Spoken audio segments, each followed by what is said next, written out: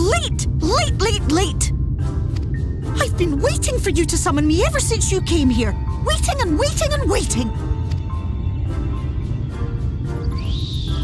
But my sapling didn't so much as utter my name. Such a heartless thing she is. Cold and cruel and heartless!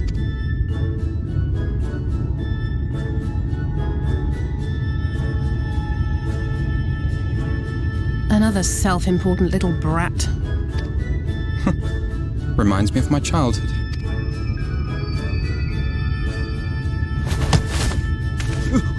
All right, I'm sorry. It was a joke. Honestly, just a joke. But just now you called for me so earnestly, so fervently. I couldn't possibly stay angry at you. Very well. As your lovely branch, I will lend you my strength.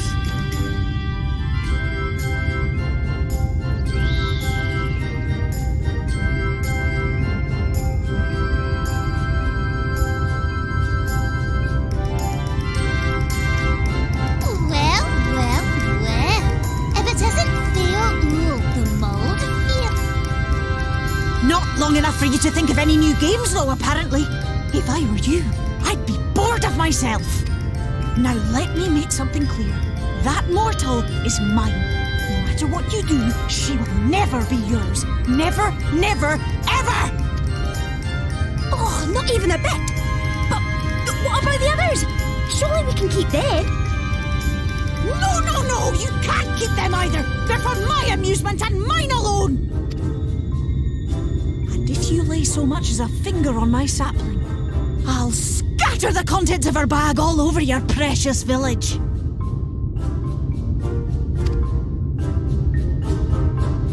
There'll be cold, hard metal, furry, festering food, stinky, sweaty small clothes, and all manner of other terrible, unmentionable things. How would you like that,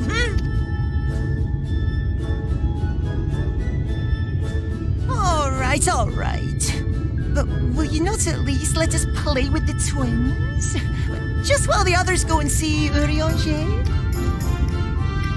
Aye, that's all we ask. And we promise we'll play nicely. It seems we won't be joining you. Aye! We'll reveal the hidden furniture to you at once.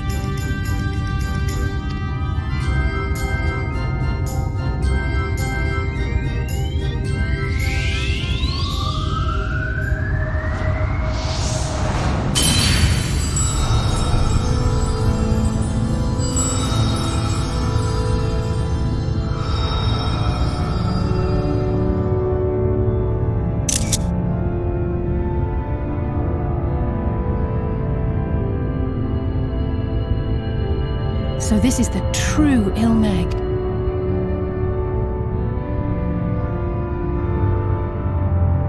How are you feeling? Better, I think. Apologies for the delay. Shall we go and see Urianger?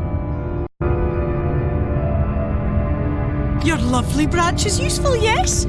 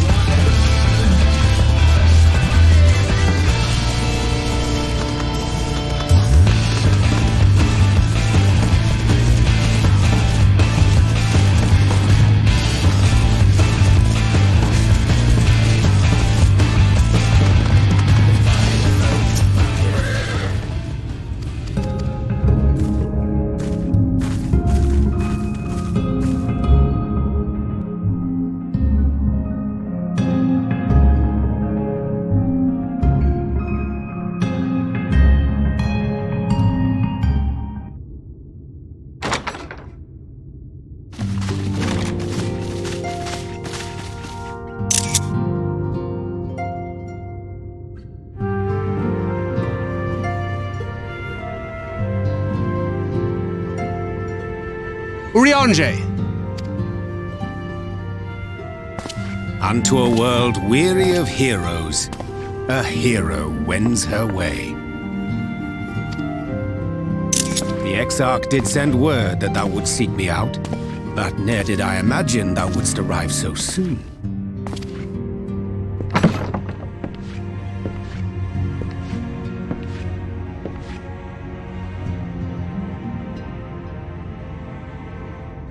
Full glad am I to see thee once more, my friend, and none the worse for thy travail. Run along, Minfilia. We'll meet you outside. But Another one for you to imbue, if you'd be so kind.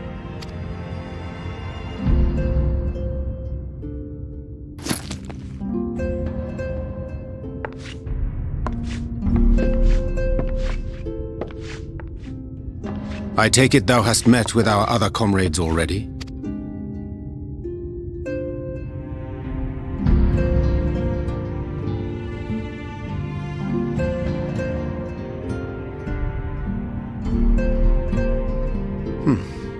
That Master Alphino and Mistress Alize now travel in thy company is of great... It beginneth in Wardens, and perforce the war with Yulmore. Hark thee then to my words, and through them behold the vision that I did glimpse, that of the 8th umbral calamity. As I drifted hither to the first, there I saw the combined forces of Eorzea and the Far East, legions of Garlemald. So fierce, in fact, that they did begin to push the enemy back, ilm by... Yet the joy they felt was... Its potency defied all reckoning. Once released, the gas took on a life of its own, wreaking untold carnage not only in Eorzea, but in the provinces of the Empire besides. From fighters upon the front lines to babes in their beds, none. Casualties became too numerous to count, so did the fabric of civilization begin to unravel. Nor did the land itself escape unscathed. For spreading from the site of its release, Black Rose brought death to the very soil. To survive amidst the chaos and upheaval, men came to live by the sword, the rule of law giving way, inevitably, to the rule of might. Thus was the spark struck and the fire kindled, and swiftly did it spread as a blaze in a field of straw to engulf every corner of the world. Nations worthy of the name did then cease to exist. And those souls brave and true who might have risen to restore order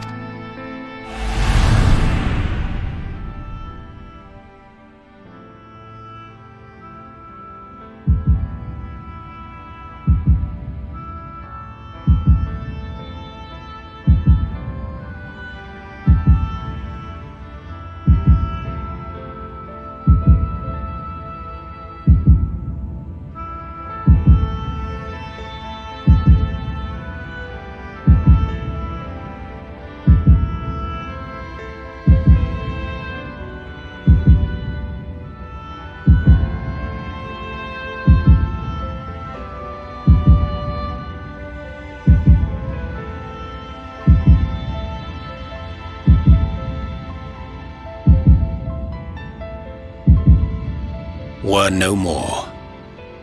For the weapon spared not one, not even thee.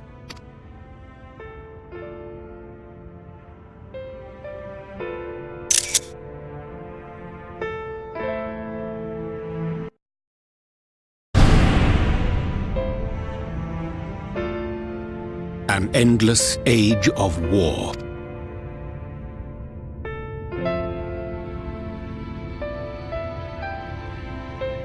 No matter the cost, we must. To that end, I have labored during my sojourn in this world, discovering in so doing the answer to a pressing mystery. That of Black Rose's inexplicable potency. Come.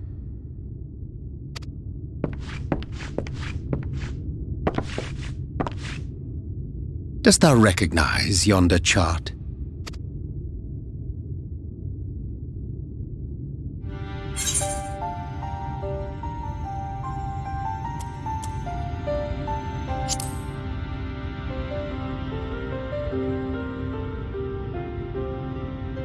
Indeed. 'Tis a rendering of the elemental wheel, such as one might find in classrooms across the source. As the chart maketh plain, our world is composed of 6 elements, in addition to which there exist 2 poles in fundamental opposition. Astral, the active; umbral, the passive. As a reflection of the source, the first naturally compriseth the selfsame forces. Yet, curiously, there is a notable divergence in their nomenclature. To be. Thus was I moved to inquire what names said forces had been assigned. A simple question which, upon of the pole aligned with activity and growth, yet 'twas only when I asked what name had been given to the pole aligned with passivity that mine eyes were opened to the truth. Peace and tranquility being as purest white, unmarred by color, I was told it had been given the name of light. That's umbral light and astral darkness, yes? I'm no etherologist, but it strikes me that the nomenclature of the first is rooted in the generation of the 2 forces, while our own appears to focus on their effects. Which makes one wonder, have we had it backwards all this time?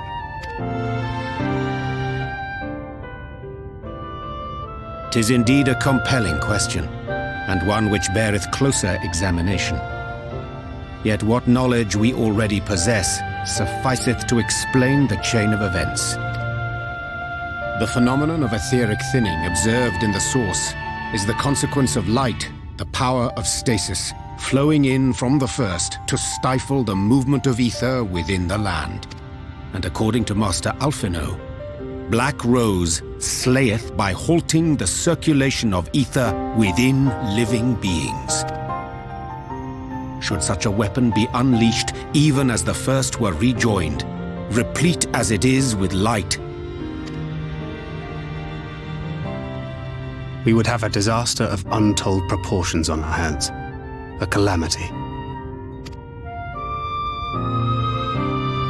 Well, at least we have a better grasp of what we're facing. Our objective, however, remains unchanged. We are to eliminate the Light Warden of Ilmeg. Speaking of which, were you able to ascertain its whereabouts? Aye. 'Tis all but certainly ensconced within Leargear, the castle which standeth in the midst of the lake. To enter said stronghold, we must needs turn to the pixies for aid. Fortunately, I have become quite adept at courting their cooperation. Henceforth shall I accompany you, and do all in my power.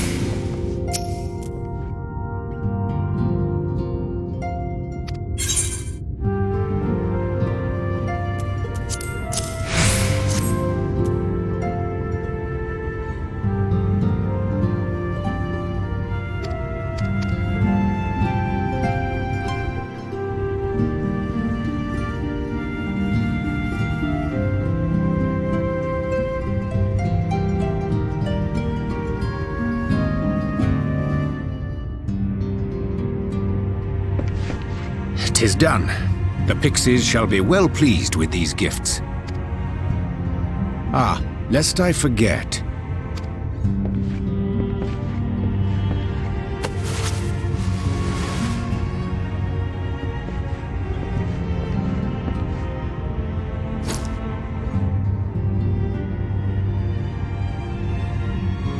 White Auracite, newly forged for thy use. Our mission being to thwart a rejoining, we will most assuredly cross paths with those who crave the contrary, our eternal enemies. Thus did I choose to abide in this ether-rich land, the better to fashion a trap for the Ascian's essence.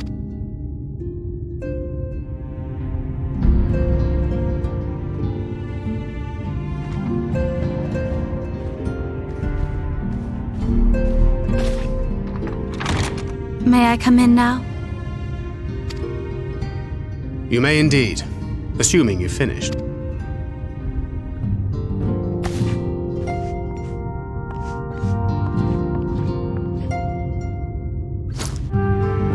I did as you asked. That's my girl, thank you.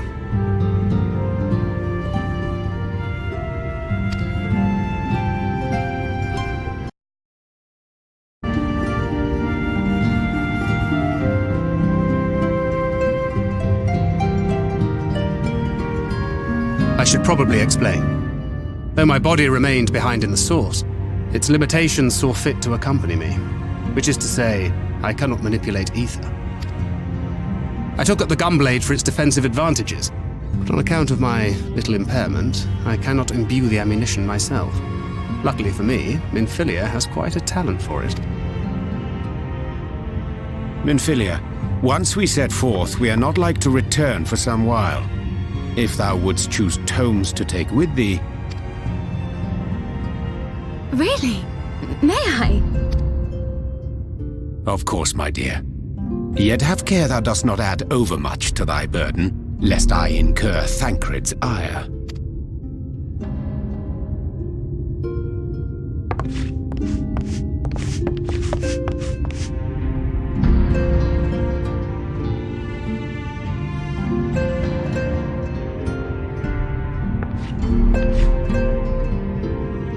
Hast thou spoken to her of thine encounter with the Minfilia of Eld?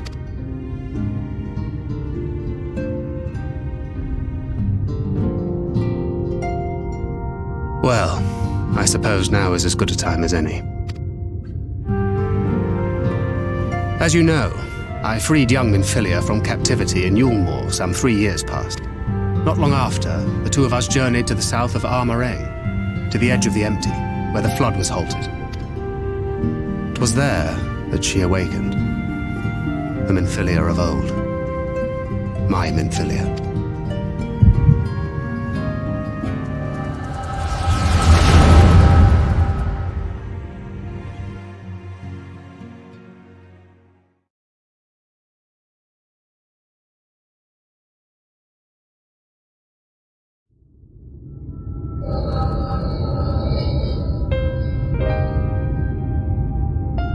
Tell me, what must I do to bring you back?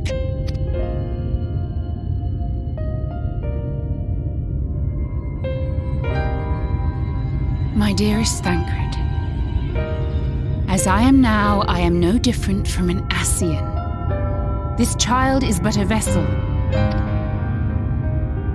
One of many I have used that I might spread word of her enduring blessing and preserve the flame of hope. In my name, each has died, never having lived her own life. I have taken enough from these children. I will... But what of your suffering? Your sacrifice? This isn't... I will not stand for it. I cannot. There must be something we can do. Tell me.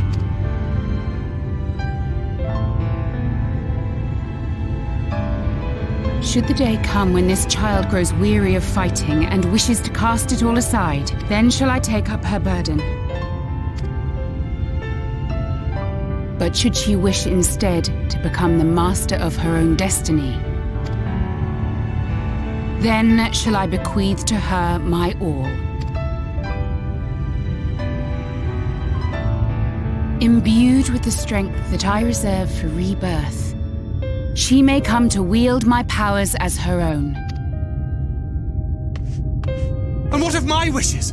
What of Flamine's? What of all the people who love and care for you and want nothing more than to see you again?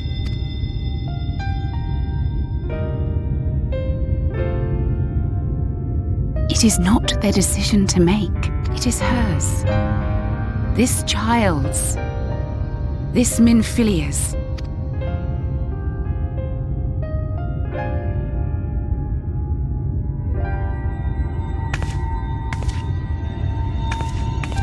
You have ever watched over me, Thancred.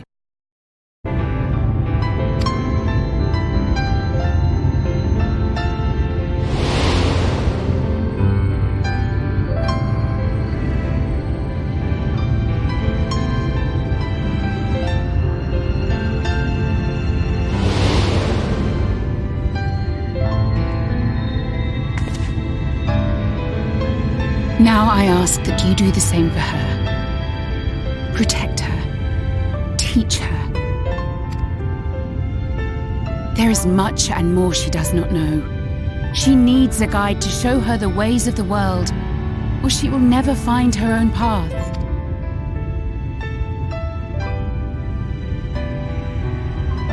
When the time comes, you will find me here.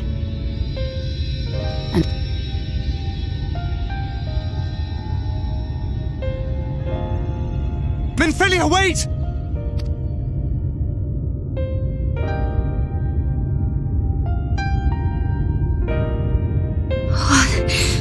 What happened?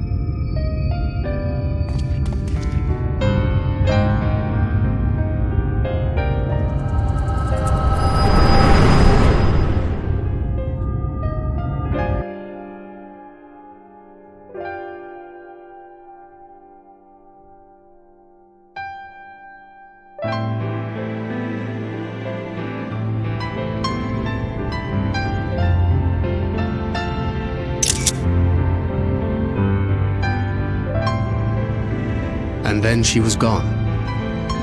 Minfilia, the girl, claims to have...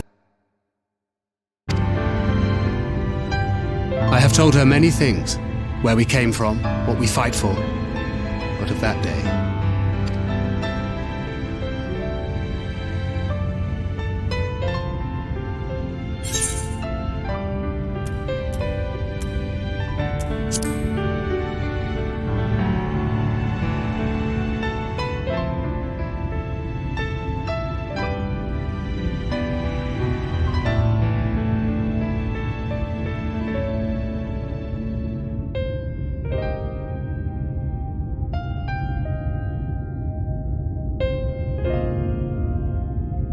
With the coming of another possessed of the blessing of light, the first hath begun to rise up in defiance of its fate.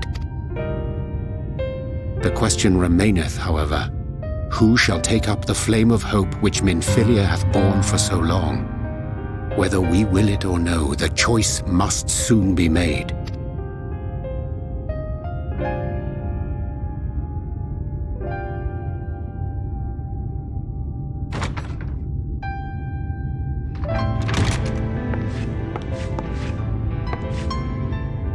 I'm sorry I took so long. It was so hard to choose. In the end, I settled on just the one. That is well. Now, if all is in order, let us set forth for Lida Loran.